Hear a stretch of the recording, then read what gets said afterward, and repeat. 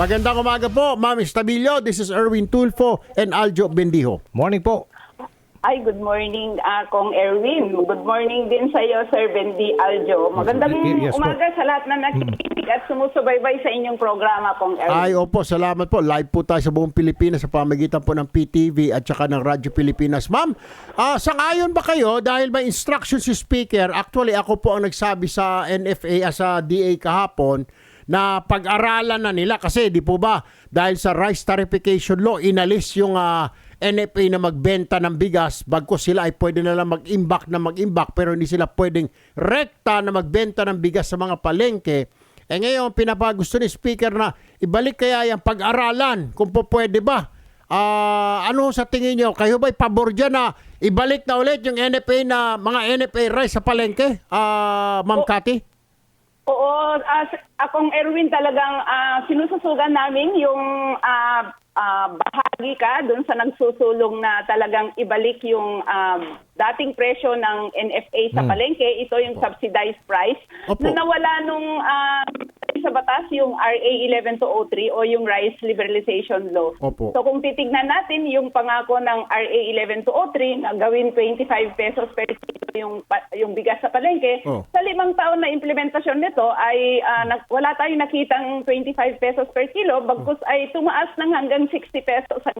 65 pesos yung presyo ng bigas. Kaya it's high time, Kong Erwin, na talagang ibalik na yung dating subsidized price ng NFA na 27 at saka 32 pesos per kilo. 27. Hindi man makamit yung 20 pesos per kilo na pangako ni President, ay maibalik man lang yung 27 at 32 pesos ay malaking bagay na sa malawak na kababayan na tagal nang naghahanap ng alternative mababang presyo. Opo. Dahil napipilitan talaga sila na bumili doon sa napakataas na presyo ng bigas na dikta ng mga private traders and millionaires.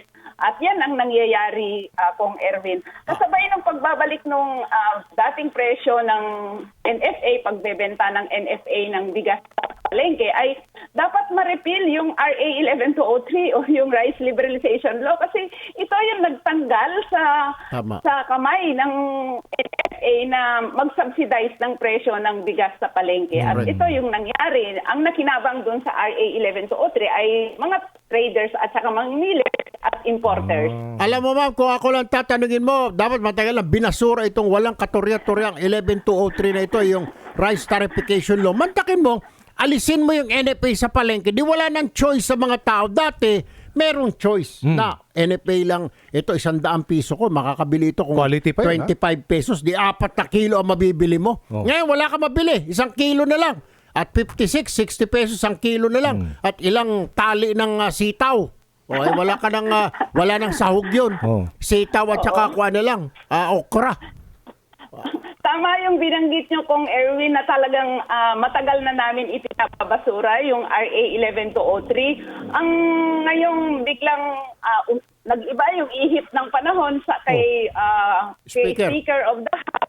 Dahil ngayon ay nire-review yung RA 11203 at maraming may mga ilang kongresista kasama si Senator Cynthia Villar ang DA na i-extend yung RCEP o yung Rice Competitive Enhancement Fund, yung buwis na nakokolekta doon sa imported na bigas at ayon sa DA kay Speaker of the House ay maglaan ng pondo mula sa RCEP, mula sa buwis para sa subsidy ng bigas at saka sa irrigation fund. Sa bahagi ng malawak na bilang ng mga magsasaka, lalong-lalo na ng mga kababaihang magsasaka sa ilalim ng amihan na siyang nagbabudget talaga. Sila yung pumupunta sa palengke para bumili napipilitan bumili nung napakataas na presyo ng bigas. Ay it's high time kung tignan natin yung positive at saka negative ng batas ay mas malaman yung negative nito dahil ginawa niya tayong number 1 rice net importer sa buong mundo. Ang importante po dito, ma'am, talagang nagtuloy-tuloy na yung land use conversion dahil maraming mga magsasaka ang nakapagsanla ng kanilang lupa, dulot nung luging-lugi sila dun sa mula nung naisabatas yung RA 11. Basta tinanapan po natin ang paraan na mapamura ang presyo ng bigas. May balik ang NFA sa pamilya. Maraming salamat po, Ma'am Cathy Estabilio. ng grupong Bantay Bigas. Thank you, ma'am. Thank you po. Thank you. Oo, maraming salamat din Kong Erwin.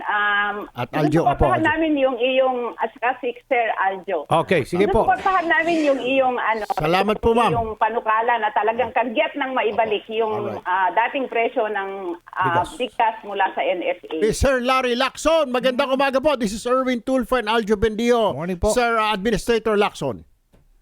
Good morning po, Kong Erwin and Aljo. Mr. Aljon. Opo. Bendio. Opo. Nasa hearing Good morning yata naman ho kaya kayo kahapon. Tama po ba? Doon sa with Congressman Enverga, nasa meeting ba kayo na hearing ba kayo kahapon? Were you there? Wala po. Nasa Cebu po ako at Okay. ang mga deputy ko po ang pinapunta natin doon. Nandito po tayo sa Cebu ngayon. Alright. Aha. The instruction of the Speaker of the House, sir, is pag-aralan ng Department of Agriculture kung ibalik na, paano ibalik ang NFA rice sa public.